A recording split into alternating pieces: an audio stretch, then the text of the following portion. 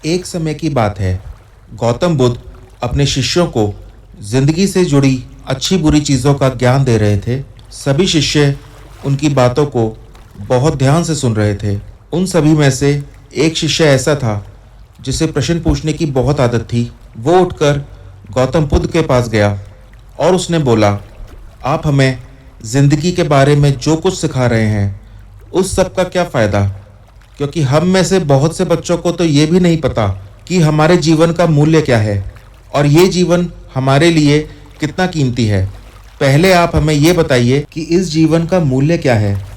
अपने शिष्य की बात सुनकर गौतम बुद्ध अपने कक्ष में गए और एक चमकता हुआ पत्थर का टुकड़ा लेकर आए। वो टुकड़ा उन्होंने अपने शिष्य को दिया और बोले, मैं तुम्हें इस जीवन का मूल्य तब बताऊंगा जब तुम इस पत्थर का सही मूल्य पता लगा कर आओगे। साथ ही ये ध्यान रखना कि तुम्हें ये पत्थर का टुकड़ा किसी को बेचना नहीं है। गौतम बुद्ध की बात मानकर वो शिष्य बाजार की तरफ चला गया। बाजार में सबसे पहले उसकी नज़र एक फल बेचने वाले पर पड़ी और उसने वो पत्थर उस फल वाले को दिखाया और बोला, इस पत्थर के बदले आप मुझे कितने फल दे सकते हो। फल वाला बोला, ये पत्थर कुछ खास तो नहीं है, लेकिन फिर भी इसके बदले मैं तुम्हें 10 केले दे सकता हूँ।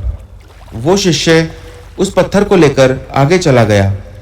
फिर उसे एक सब्जी वाला मिला।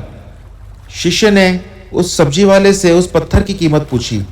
सब्जी वाले ने उस पत्थर को ध्यान से देखा और बोला, इस पत्थर की कीमत के बदले मैं तुम्हें ज़्यादा से ज़्यादा एक बोरी भरकर सब्जियां दे सकता हूँ। इसके बाद वो शिष्य उस पत्थर को लेकर एक सोने के व्यापारी के पास गया।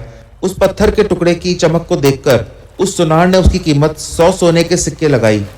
शिष्य ने वो टुकड़ा बेचने से मना किया तो वो सुनार उसके बदले 200 सोने के सिक्के देने को भी राजी हो गया, लेकिन शिष्य ने वो टुकड़ा नहीं बेचा। इसके बाद वो शिष्य एक हीरों के व्यापारी के पास गया और उसके सामने उसने वो पत्थर के टुकड़े को रख दिया।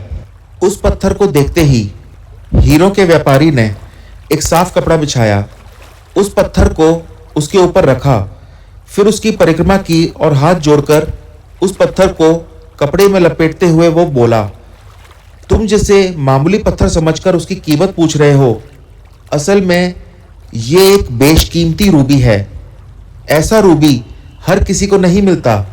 मैं अगर अपना सब कुछ बेच भी दूं तो भी इसकी कीमत नहीं चुका सकता। उस व्यापारी की बातें सुनकर वो शिष्य हैरान हो गया और वो दौड़ा दौड़ा सीधा बुद्ध के पास गया। उसने जो कुछ भी बाजार में हुआ वो सब बताया। उसकी अचरज भरी बातें सुनकर गौतम बुद्ध बोले, तुम्हारे सवाल का जवाब इस रूबी की कीमत में ही छुपा है। हमारा जीवन भी एक रूबी है।